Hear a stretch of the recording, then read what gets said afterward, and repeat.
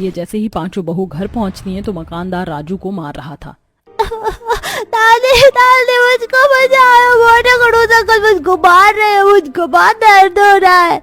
मकानदार जी छोड़ दीजिए मेरे पोते को। हरामखोर कहीं का, तूने मुझे मोटा बोला, अभी देख मैं तेरी कैसी खाल खींचता हूँ। तभी रीता बीच में आकर अपने बच्चों को ले लेती है। हे भगवान, राजू तो ठीक है ना? मकानदार जी इतने छोटे मासूम से बच्चे को मारते हुए आपको मोह नहीं आ रहा था? अरे क्या किया मेरे बेटे ने? ज्यादा दूध की धुली मत बन गोदावरी की बहू। एक तो तूने अपने बेटे को इतना चस्का कर रखा है, मेरे मकान का दरवाजा तोड़ दिया, खर्चा तो मेरा बढ़ गया ना। एक तो तुम पांचों की कसम कभी भी टाइम पर किराया नहीं देते। खाली कर जाओ मेरा मकान। उल्टा चोर कोतवाल को डांटे। पिछले 2 महीने से दरवाजा उखड़ा हुआ है। हमने अपने पतियों से आपको खबर भी करवाई थी। एक तो आपको मकान में कुछ भी मरम्मत करवाने के लिए बोलो तो आप नहीं करते। छत भी एकदम कमजोर पतली चादर हो रखी है। ना तो आप पक्की करते हो और ना किसी साल सफेदी करते हो। मकानदार के अचार डालने के लिए बनकर बैठे हो। रीता गुस्से में मकानदार पर दाना पानी लेकर चढ़ जाती है, जिससे वो भी पिनक जाता है। अच्छा जी, जिसका खाना उसी को आंख दिखाना। अरे ओ गोदावरी, समझा ले अपनी बहू को, ज्यादा प्रधान न बने, वरना अभी सबको निकाल कर फेंक दूंगा, फिर दर दर भटकते फिरेंगे। रीता शांत हो जाओ, बात बढ़ाने से कोई फायदा नहीं है। मकानदार जी अभी आप चले जाइए, हमारे पति आएंगे तो हम किराए के लिए बोल देंगे। इस महीने में मुझे पूरा क्लियर किराया चाहिए और 10 तारीख तक मुझे मेरा मकान भी खाली चाहिए। एक तरफ बरसात का मौसम था, वहीं दूसरी तरफ मकानदार घर खाली करने के लिए बोलकर चला जाता है। रात को पांचों भाई थैली में थोड़ा थोड़ा राशन लेकर आते हैं। ये लो, थोड़ा दाल चावल लेके आए हैं, खिचड़ी बना दो। आज भी आप पांचों भाई की इतनी आमदनी नहीं हुई कि सब्जी ले आए। नूपुर, तुम ऐसे ताने मार रही हो जैसे हम भाई दिन भर बाहर बैठकर झक मार रहे थे। दिन भर खाली बैठे थे, शाम को दिहाड़ी लगी है।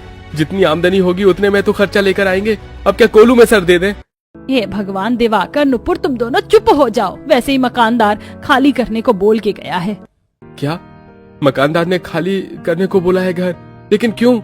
गोदावरी मनोहर को पूरी बात बताती है, जिस पर वो बौखला कर कहता है, अरे तुम लुगाइयों को क्या जरूरत है उस दुकानदार को मुंह लगाने की? अब ऐसे बरसात के मौसम में हम घर कैसे खाली करेंगे? और अब इतने सस्ते में मकान भी नहीं मिल रहा। दूसरे लोग 25-25 गज के पक्के मकान का किराया भी 5 से 6 हजार रुपए है, और अभी हमारा दिहाड़ी भत्ता का काम नहीं चल रहा। अब तुम घर ढूंढना। गुस्से गुस्से में पांचों भाई घर में बैठ जाते हैं, जिससे दिहाड़ी का काम भी छूट जाता है और घर चूल्हा भी नहीं जलता। तभी पूजा गौरी खाने के लिए ललकते हुए, मम्मी मम्मी मेरे जोर से भूख लगी है, कुछ खाने को बना दो। क्या बना कर दूं तुझको गौरी? रसोड़े में एक मुट्ठी चावल भी नहीं पड़ा है कि पका कर दे दूं। चाची चावल नहीं है तो हमें नमक तेल लगाकर रोटी दे दो, हम खा लेंगे। आप पांचों भाई की मती में गोबर भर गया है क्या? 2 दिन से घर में चूल्हा नहीं जला और आप सब घर में बैठकर ओल पे मिट्टी चढ़ा रहे हैं। काम धंधा तुम जाकर कमाकर खुद चला लो घर। तभी पड़ोसन शशिकला मुंह में आकर बच्चों के लिए अपनी रसोई से खाना दे जाती है। ये लो सुधा, आलू गोभी की सब्जी, रोटी और दाल मखनी है, तीनों बाल बच्चों को खिला देना। धन्यवाद काकी। ऐसे ही देखते देखते मकान खाली करने का मोहलत खत्म हो जाता है। मकानदार भरी बारिश में सबको मकान से बेघर कर देता है। अरे चलो फूटो सब मेरे घर से, और खबरदार जो यहाँ आज के बाद भटके। अरे अभी मकान के अंदर हमारा सामान रखा है, उसे लेने दीजिए। एक सुई भी तुम्हें मकान में से लेकर नहीं जाने दूंगा। एक तो तुम करीब मेरा 3 महीने का किराया पचा गए, अब एक एक चीज बेच के वसूल करूंगा। पांचों बहुएं बूढ़े सास ससुर बाल बच्चे और पतियों के साथ बरसती आंधी पानी में रोड पर चलने लगती हैं, जहां जल भराव था। आसमान में जोर जोर से बादल गरज रहे थे। मम्मी मुझे पानी में डर लग रहा है और ठंड भी लग रही है, घर कब आएगा? घर तो हमसे छिन गया, कोई घर नहीं है। राम जी, मनोहर के बाबूजी, लगता है इस बारिश में हम ढेर हो जाएंगे बहुओं। माँ जी ऐसा कुछ नहीं होगा, आप सब आइए।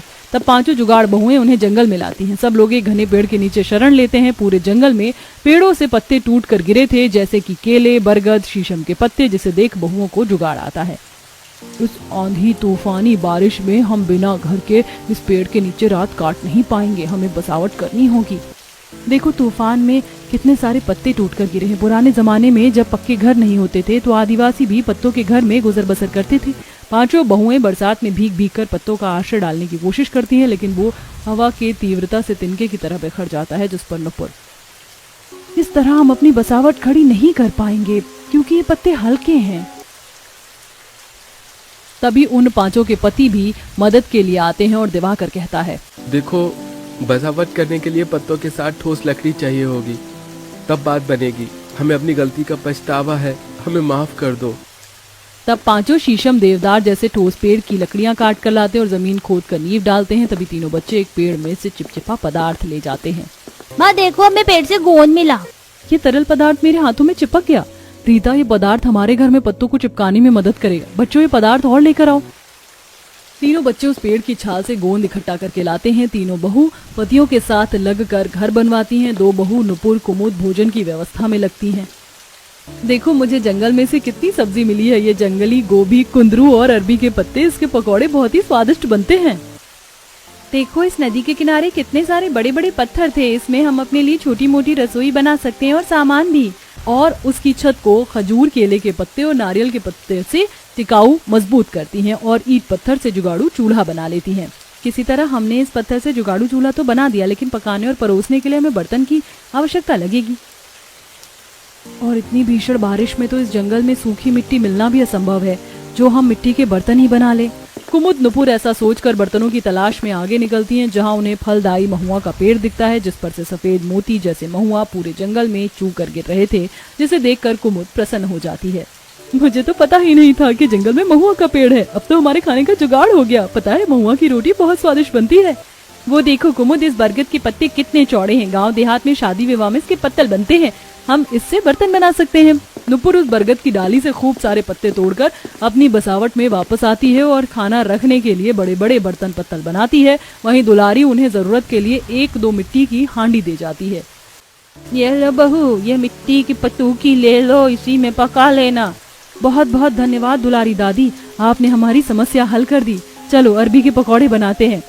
मगर बिना तेल के पकौड़े कैसे बनाएंगे? तभी सुधा जंगल के थोड़ी आगे अरंडी के पेड़ देखती है, जिसमें फल लगे हुए थे, जिन्हें देखकर उसको जुगाड़पन सूझता है और वो उन फल पत्तों को तोड़ कर ले आती है।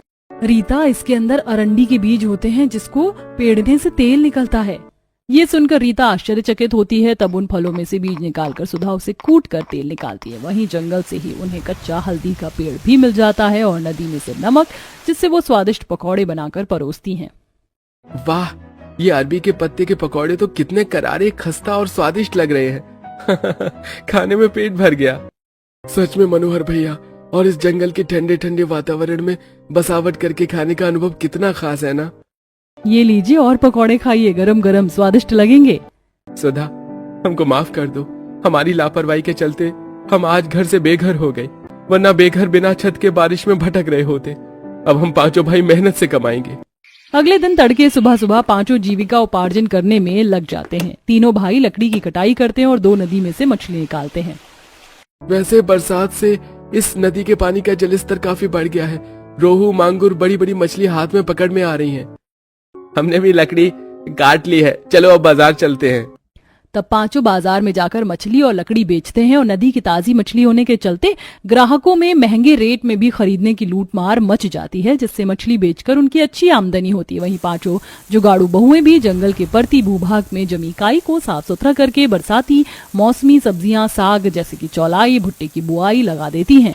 थोड़े समय में उसमें से फसल फूट पड़ती है, जिससे अब पांचों रसोई में बनाने के लिए ताजी सब्जियों का इस्तेमाल करती है और पांचों बहू बारिश में जुगाड़ू घर रसोई में सुलभता से रहन सहन करने लगती हैं।